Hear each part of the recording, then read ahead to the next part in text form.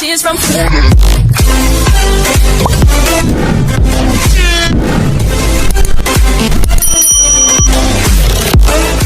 Tears from Pak Hasto dalam podcastnya Akbar Faisal mengatakan soal Formula E ini memang sesungguhnya ingin untuk menjerat Pak Anies, dan ini juga selalu dikaitkan dengan elektabilitas Pak Anies yang selalu hidup. Pak Anies ini bukan ketum partai politik, tidak berpartai, tapi elektabilitasnya tinggi. Satu sisi ini seperti gelas penuh, yaitu bisa menjadi daya tarik buat partai politik mengusung Anda. Tetapi kalau kita lihat dari downside-nya atau setengah gelas kosong, itu juga bisa menjadi ancaman bagi Anda yang setiap saat bisa dijerat kasus hukum. Saya merasa bersyukur sekali bahwa di dalam tubuh penegak hukum masih banyak orang-orang berintegritas yang mereka menjaga bahwa penegakan hukum untuk tujuan menghadirkan keadilan, bukan untuk tujuan politik.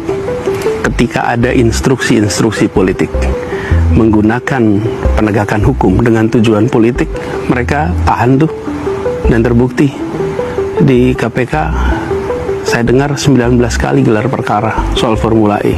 Tapi mereka-mereka yang berada di situ ya kita lihat tuh apa prosesnya, dan menunjukkan bahwa hasilnya seperti yang kita tahu sekarang ini. Tidak. Pak Anies punya perasaan ikut bersalah nggak? Pak Tom Lembong jadi kena kasus karena termasuk militan mendukung Pak Anies. Ya, jadi Ros, yang dialami itu Pak Tom mengalami, itu yang terlihat publik.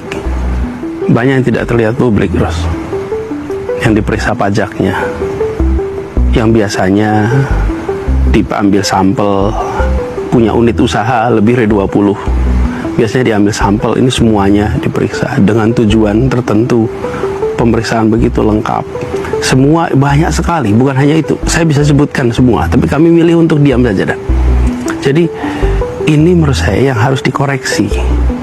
Kalau kita menghormati demokrasi, maka satu, berikan ruang untuk oposisi, berikan ruang untuk perbedaan. Dan ketika ada kontestasi, ya kontestasi itu pasti ada kontestan yang berbeda, bukan? Tapi apa kontestan yang berbeda kemudian harus dikriminalisasi, harus kemudian dipersulit secara administrasi pemerintahan? Kalau itu terjadi, maka mati demokrasi. Pak Anies tidak berpikir untuk masuk ke partai politik. Saya terusin sedikit soal Tom ini. Jadi punya beban moral, Ros, gimana tidak punya beban moral? Saya bersama Tom lebih dari 20 tahun, hampir 20 tahun sekarang. Saya sangat dekat, berinteraksi dekat, berjuang bersama dalam banyak hal yang kelihatan oleh publik kan ketika masa kampanye. Tapi sebenarnya persahabatan berjalan kita tuh panjang. Dan orang soalnya mengkaitkan mengapa Pak Tom Lembong mendapat atau dijerat kasus ini ada kaitannya dengan keterlibatannya dengan politik Anies Baswedan. Tentu, dan itu punya beban tanggung jawab moral. Karena itu saya mengikuti setiap fase persidangan. Kalau diizinkan datang menjenguk, saya menjenguk, tapi nggak boleh ketentuannya. Hanya boleh keluarga dan hanya boleh pengacaranya.